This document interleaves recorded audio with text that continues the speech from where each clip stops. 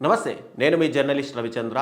ఆంధ్రప్రదేశ్‌లో 2024 ఎన్నికల్లో తెలుగుదేశం పార్టీ 3 పార్టీలన్నీ కలిసి కూటమిగా ఏర్పడి ఒక అలయన్స్ తోటి 164 సీట్లు గెలుచుకోగలిగారు. అయితే ఇక్కడ 164 సీట్లు గెలుచుకోగలిగారు అనేది ఎంతగా గ్రేట్‌గా చెప్పుకుంటున్నారో కొన్ని నియోజకవర్గాల్లో మనము పరిస్థితి చూస్తుంటే టోటల్‌గా వైఎస్ఆర్‌సీపీ నుంచి వలసలు వచ్చినటువంటి నాయకులకే ఎమ్మెల్యే టికెట్లు ఇచ్చి వాళ్ళని గెలిపించుకోగలిగారు. అంటే ఇక్కడ కూటమి ప్రభుత్వము మేము కూటమిగా ఉన్నాము, జగన్మోహన్ రెడ్డి గారికి వ్యతిరేకంగా ఓటు బ్యాంకు చీలకూడదు అని చెప్పి వాళ్ళందరూ ఒక వైపు ఒక తాటిపైకి వచ్చారా?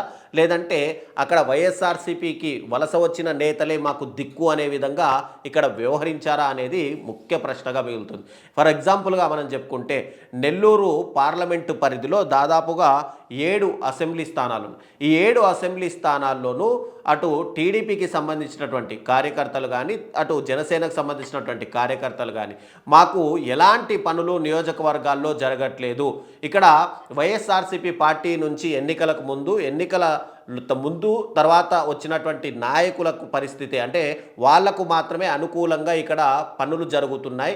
ఇక్కడ అధికారులు కూడా అలాగే వ్యవహరిస్తున్నారు అని చెప్పి వాళ్ళందరూ కూడా మంగళగిరిలో ఉన్నటువంటి తెలుగుదేశం పార్టీకి సంబంధించినటువంటి పార్టీ కార్యాలయానికి రెగ్యులర్గా విజిట్ పాస్ ఏదైతే తీసుకొని బస్ పాస్ తీసుకొని వెళ్తున్నట్టుగా రెగ్యులర్గా వాళ్ళు వెళ్ళి అటు నారా లోకేష్ని, చంద్రబాబు నాయుడిని కలుస్తున్నటువంటి పరిస్థితి నెలకొంది. ఏంటంటే మొత్తంగా నెల్లూరు పార్లమెంటు పరిధిలో ఇక్కడ ఎంపీగా వేమిరెడ్డి ప్రభాకర్ రెడ్డి ఉన్నారు. ఆయన ఒకప్పుడు వైఎస్ఆర్‌సీపీ పార్టీ నుంచి ఇటు తెలుగుదేశం పార్టీలోకి వచ్చినటువంటి ఆయనకు టికెట్ ఇచ్చి ఇక్కడ తెలుగుదేశం పార్టీ ఎంపీగా గెలిపించుకుంటే ఇక నియోజకవర్గాలకు సంబంధించి వేమిరెడ్డి ప్రశాంత్ రెడ్డి, ఆనం రామనారాయణ రెడ్డి కానీ, కావ్య కృష్ణారెడ్డి కానీ వీళ్ళందరూ కూడా ఎన్నికలకు ముందు అంటే ఎన్నికలు దగ్గర పడుతున్న సమయంలో వైఎస్ఆర్‌సీపీ పార్టీ నుంచి తెలుగుదేశం పార్టీలో చేరినటువంటి వాళ్ళు. సో వీళ్ళందరికీ కూడా మూలాలు వైఎస్ఆర్‌సీపీ పార్టీలో ఇప్పటికీ కనిపిస్తూనే ఉంటాయి.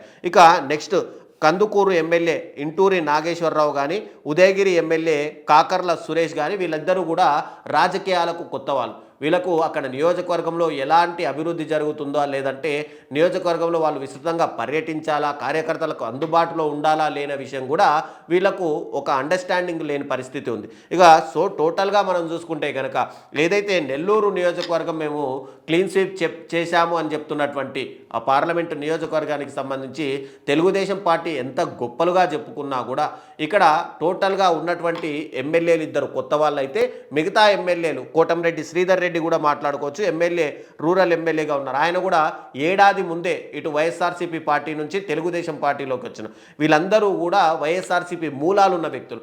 ఇప్పటికీ కూడా నియోజకవర్గంలో టీడీపీ కార్యకర్తల కంటే వైఎస్ఆర్‌సీపీ కార్యకర్తలే ఎక్కువగా లబ్ధి చేకూరుతున్నారని చెప్పి ఆ పార్టీ శ్రేణులే వాపోతున్నాయంటే ఇక్కడ మూలాలన్నీ కూడా వైఎస్ఆర్‌సీపీకి చెందినవే అని చెప్పడంలో ఎలాంటి ఆశ్చర్యం లేదు.